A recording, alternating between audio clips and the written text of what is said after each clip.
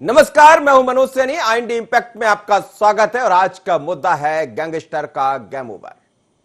आपने देखा कि मध्य प्रदेश सहित उत्तर प्रदेश पुलिस को तलाश थी विकास दुबे की, लेकिन विकास दुबे ने महाकाल की शरण ली और महाकाल ने शायद कह दिया कि यहां शरण तो मिल सकती है लेकिन काल ही बचा पाएगा आपको। और काल ने भी यह समझ लिया कि ऐसे व्यक्ति की जगह नहीं है। 24 घंटे के भीतर विकास दुबे मारा गया। उत्तर प्रदेश पुलिस के हवाले किया मध्य प्रदेश पुलिस ने कल शाम, और उसके बाद जैसे ही पुलिस उसको लेकर रवाना हुई, कानपुर के नजदीक जब पहुंचा तो उसी दौरान अचानक गाड़ी पलट जाती है। गाड़ी पलटती है और पलटने के साथ विकास दुबे भागने का प्रयास करता है, और जब पुलिसकर्मी उसको रोकते हैं तो एक पुलिसकर्मी से ही वो राइफल छीन लेता है और दोनों के बीच में मुठभेड़ होती है और आखिरकार एनकाउंटर में ढेर हो जाता है विकास दुबे। तो बड़ी खबर मध्य प्रदेश से निकलकर उत्तर प्रदेश पहुंच गई और आज उत्तर प्रदेश की सबसे बड़ी खबर, बीते एक हफ्ते से 8 दिन पहले उसने 8 पुलिस वालों को मौत के घाट उतारा और उसके बाद 8 दिन के भीतर वो खुद भी काल के गाल में समा गया। और ये 4 तस्वीरें आप देखिएगा ले जाते हुए, जो तस्वीर जिसमें वो रवाना हुआ था विकास दुबे, पुलिस के लिए दिया गया था, उत्तर प्रदेश पुलिस के हवाले किया गया था मध्य प्रदेश पुलिस की तरफ से। दूसरी तस्वीर जिसमें जहां गाड़ी पलटी है, जिसके बाद इनकाउंटर, ये वो गाड़ी है जब पलट गई। और तीसरी तस्वीर एनकाउंटर का स्पॉट, जहां पर अभी भी राइफल डली हुई है, वो माफ करिएगा पिस्टल डली हुई है।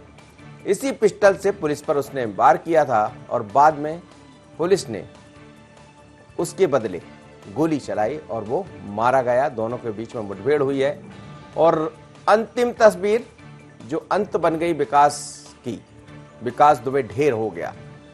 बीते 1990 से लगातार अपराधों में संलिप्त था, कई तरह के अपराधों को अंजाम दिया और भागते भागते जब देखा कि पुलिस ने पकड़ बनाने की कोशिश की है, उत्तर प्रदेश पुलिस ने 800 पुलिसकर्मियों को, ऐसा कहा जाता है कि इस काम को सौंपा गया था कि किसी भी तरह उसको गिरफ्तार किया जाए। लेकिन मध्य प्रदेश से आकर महाकाल में उसने शरण ली।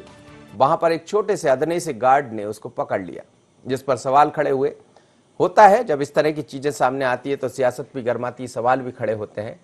मेरे साथ इस वक्त 2 मेहमान जुड़ रहे हैं। एक हमारे संवाददाता संदीप, छोटी सी प्रतिक्रिया संदीप से लूंगा, फिर अनुराग पटेलिया जी भी जुड़े हुए हैं, वरिष्ठ पत्रकार, उनसे जरूर समझना चाहूंगा इस पूरे घटनाक्रम का, और सियासत अब इसको लेकर गरमा रही है, उस पर भी उनसे बात करूंगा। संदीप, क्या कहेंगे, क्या ये माना जाए कि अति का अंत हो गया? बिल्कुल, हमेशा अति का अंत होता है। जैसे कि देश में कहते हैं कि पाप का अंत जरूर होता है, कुछ वही चीज यहाँ तस्वीरें देखने को मिली है। आरोपी वहां से उत्तर प्रदेश से मध्य प्रदेश महाकाल की शरण में आया, महाकाल में गिरफ्तारी हुई उसकी। उसने खुद कहा कि मैं विकास दुबे हूं, तो उसके बाद उसकी गिरफ्तारी हुई और महज एक वहाँ के सिक्योरिटी गार्ड ने उसको गिरफ्तार करवाया। तो उसके बाद ही पूरी हकीकत कहीं ना कहीं कहानी सामने आने लगी थी। पुलिस चॉपर से आई, हेलीकॉप्टर से, और फिर उसके बाद उसको बाई रूट लेके जाया गया। हालांकि वहाँ कहानी क्या हुई, कैसी हुई, मैं उन पर नहीं जाना चाहूँगा, वो कानूनी दांव पेच है। लेकिन जिस तरह से बातें सामने निकल करके सामने आई, तो इस बात में कोई शक नहीं है कि ये सारी चीज़ें इस तरह से करीब करीब होनी ही थी, क्योंकि एक पापी था, एक बड़ा कहीं न कहीं दुर्दांत था जो जिसने कि कई पुलिसकर्मियों की जान ली थी। और इस तरह के आरोपी के लिए कहीं न कहीं शोक व्यक्त करने की बजाय बल्कि पुलिस की पीठ थपथपानी चाहिए, क्योंकि जिस तरह से पुलिस ने काम किया है वो काबिले तारीफ कहा। चलिए संदीप, आप बने रहे मेरे साथ और कुछ इस पर सियासत भी गरमाई है। आप देखिएगा, कुछ ट्वीट में दिखा रहा हूं आपको। दिग्विजय सिंह ने कहा, क्या कहा है, साथ ही कुछ अन्य लोगों ने क्या कहा है, और डॉक्टर नरोत्तम मिश्रा ने क्या कहा। उसके बाद मैं इन्हीं सब मुद्दों पर बात करूंगा। अनुराग पटेलिया जी मेरे साथ जुड़े हुए हैं। सीधे तौर पर आप टीवी स्क्रीन पर देखिएगा, ये दिग्विजय सिंह का, जिस तरह से दिग्विजय सिंह ने इस पूरे मसले पर, ये सबसे पहले अखिलेश यादव, दरअसल ये कार नहीं पलटी है, राज खुलने से सरकार पलटने से बचाई गई, ऐसा कहना है अखिलेश यादव का। पूर्व सीएम है उत्तर प्रदेश के, उन्होंने ट्वीट किया और सवाल खड़े किए। बात ही बात में अपनी बात के जरिए कहा कि यदि वो नहीं पलटता तो सरकार पलट जाती, यानी उत्तर प्रदेश सरकार पर सवाल खड़े किए। उन्होंने कहा कार नहीं पलटी, राज खुलने से सरकार पलटने से बचाई गई है। और आप देखिएगा ये, और दूसरा ट्वीट आप देखिए, जिसका शक था वह हो गया। विकास दुबे का किन किन राजनीतिक लोगों से, पुलिस व अन्य शासकीय अधिकारियों से उसका संपर्क था, अब उजागर नहीं हो पाएगा। दिग्विजय सिंह ने बड़ी बात कही है और बड़ा सवाल खड़ा किया है दिग्विजय सिंह ने, आप ये देखिएगा। तो अब जैसे ही विकास दुबे का एनकाउंटर हुआ है उसके बाद सियासत भी गरमाने लगी है। और पिछले दिग्विजय सिंह ने आगे कहा पिछले 3-4 दिनों में विकास दुबे के अन्य 2 साथियों का भी एनकाउंटर हुआ है, लेकिन तीनों एनकाउंटर का पैटर्न एक समान क्यों है, बड़ा सवाल ये दिग्विजय सिंह ने खड़ा किया है। मध्य प्रदेश के कौन से प्रभावशाली व्यक्ति के भरोसे वो यहां उत्तर प्रदेश पुलिस के एनकाउंटर से बचने आया था, मध्य प्रदेश पर भी सवाल खड़े किए हैं। और ये मध्य प्रदेश कांग्रेस की तरफ से भी ट्वीट किया गया, विकास दुबे पुलिस एनकाउंटर में मारा गया। मध्य प्रदेश के एक निजी सुरक्षा गार्ड ने जिसे पकड़ लिया वो यूपी एसटीएफ के हथियार छीनकर भाग रहा था। कटाक्ष किया है, तंज कसा है और कुख्यात अपराधी का एनकाउंटर तो हो गया। चलिए, राहत की सांस ली होगी, पर अब एमपी में सबसे बड़ा सवाल यही है कि मध्य प्रदेश के किस नेता ने आखिर उसे यहां पर संरक्षण देकर सरेंडर करवाया था। यह कांग्रेस की तरफ से ट्वीट किया गया है। तो मध्य प्रदेश में सियासत गरमाने लगी और इन तमाम सारे मुद्दों पर मध्य प्रदेश के गृह मंत्री जो सवाल उठ रहे हैं जिन पर भी और सरकार पर भी, उन्होंने क्या कहा एनकाउंटर होने के बाद, ये भी सुन लीजिए। कानून ने अपना काम किया है। आईडी नीचे बिल्कुल नहीं। अफसोस और मातम की बात उन लोगों के लिए होगी जो लोग कल पकड़ लिया तो कह रहे थे पकड़ लिया, आज मर गया तो कह रहे हैं कि मर कैसे गया, कहीं राज दफन हो गए। ये वो अफसोस कर रहे होंगे जो कल कुछ और कह रहे थे, आज कुछ और कह रहे हैं। कल दोनों जगह भाजपा की सरकार है ऐसा कह रहे थे। पकड़ो उसको। तो मध्य प्रदेश की पुलिस ने अपना काम किया, सर आईडी नीचे। लेकिन सर गिरफ्तार करके उत्तर प्रदेश पुलिस के हवाले कर दिया। पूछ लो, आपने गैस बनती रहेगी। मध्य प्रदेश पुलिस उसको सीमा तक छोड़ के आई है रात में, और उन्होंने अपनी सीमा की बॉर्डर से सुरक्षित उनको दे दिया। कांग्रेस कल सवाल खड़े कर रही थी जिंदा कैसे पकड़ लिया इतना दुर्दांत अपराधी, आज मर गया तो मर कैसे गया, कहीं राज दफन हो गए। कभी आपने देखा है कि इतनी ज्यादा तुरंत उन्होंने किसी आतंकवादी के लिए करा हो? नहीं कर सकते वो। कांग्रेस का सोच और मानसिकता भी परिलक्षित होती है। हमेशा सेना को कटघरे में खड़ा करना, जाबाज पुलिस अफसरों को खड़ा करना, ये कांग्रेस की मानसिकता है।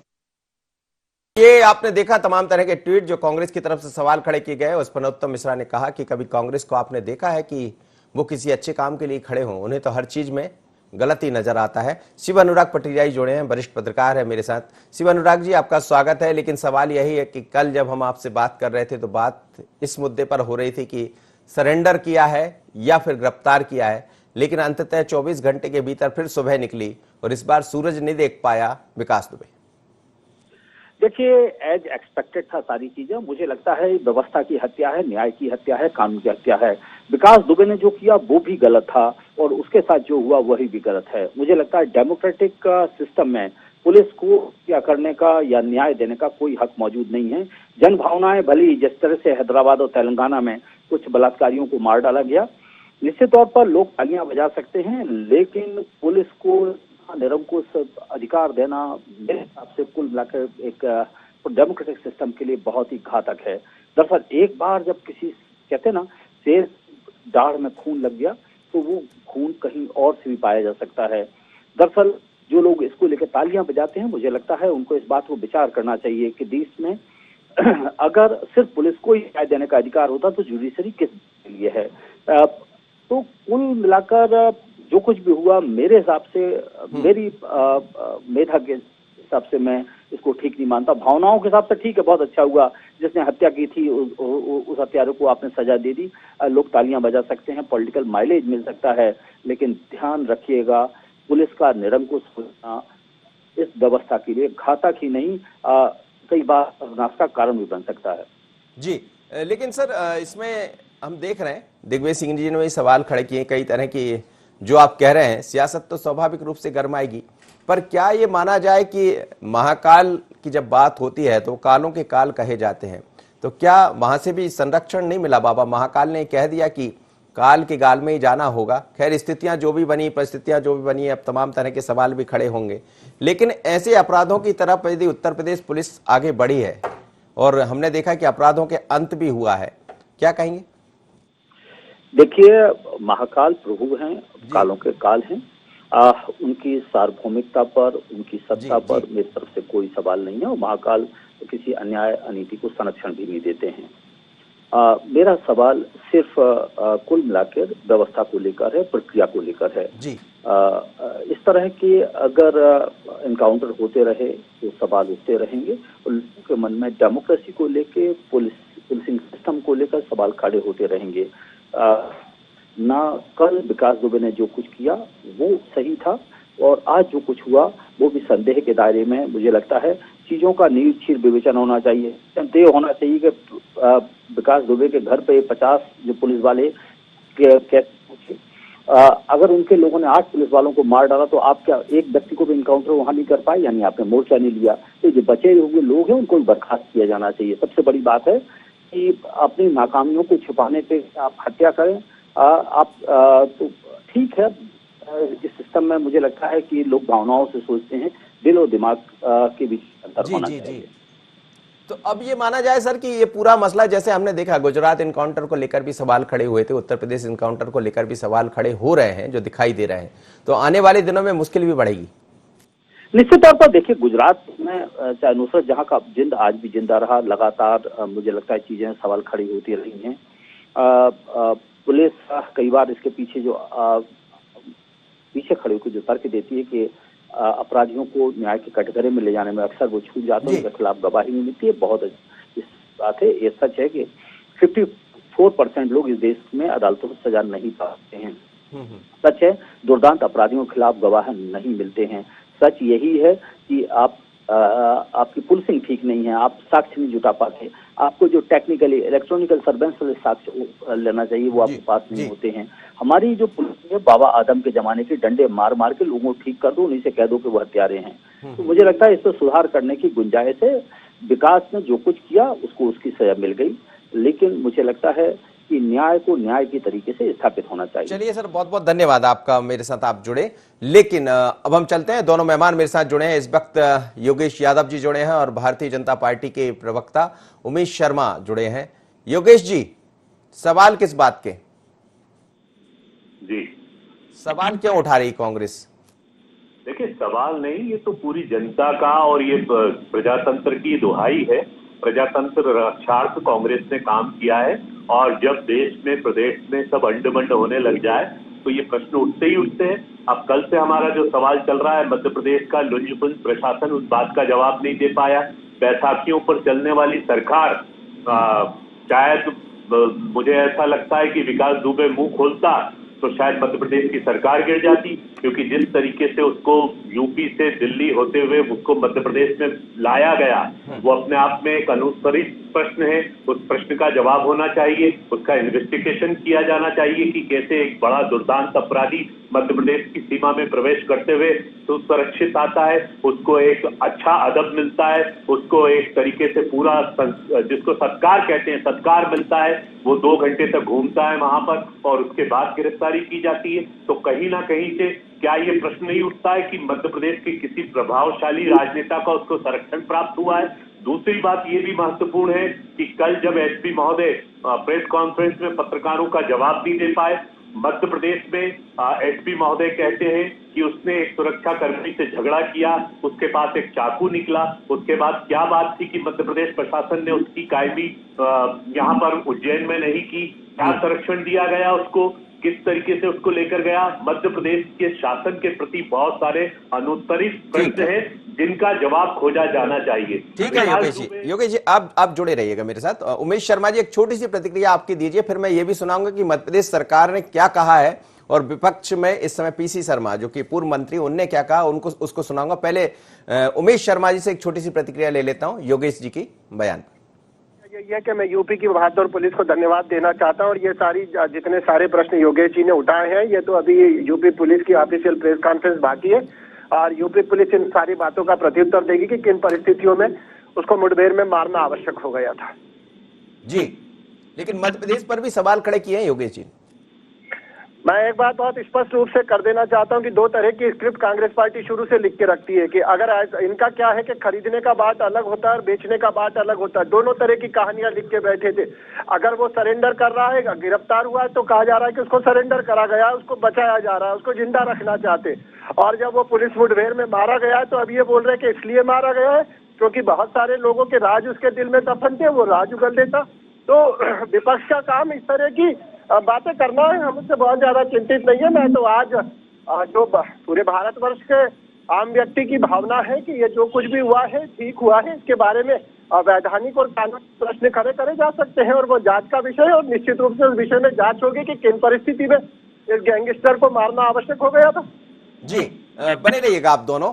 सबसे पहले हम सुनाते हैं आपको पीसी शर्मा ने क्या कहा, किस तरह के आरोप लगाए, उसके बाद फिर डॉक्टर नरोत्तम मिश्रा को भी सुनाएंगे कि उस पर उन्होंने क्या जवाब दिया। पीसी शर्मा। जिस तरह से उसको सरेंडर कराया गया, शहीदों के जो 8 पुलिसकर्मी शहीद, उनके परिवार भी कह रहे हैं कि सब साजिश है, वो कह रहे हैं, और लोगों के नाम उजागर नहीं हो इसलिए उसका एनकाउंटर पुलिस ने, उत्तर प्रदेश पुलिस ने कर दिया। जब कोई सरेंडर होता है तो उसको कोर्ट में पेश किया जाता है, जेल में कोर्ट में पेश नहीं किया गया, सीधे पुलिस उत्तर प्रदेश में दे दिया और वहाँ जाके उसके एनकाउंटर हो जाती है। और इस बात की शक कल दिग्विजय सिंह जी ने दी और टीवी चैनल पर विजेंद्र सिंह कांग्रेस के, उन्होंने भी शक किया था कि हो सकता है सुबह तक इसका एनकाउंटर हो जाए। वो जितने भी सवाल थे, जिनके कनेक्शन उससे रहे, कैसे यहाँ आया, कैसे उत्तर प्रदेश भागा, ये अपने आप में सवाल खड़े के खड़े रह गए।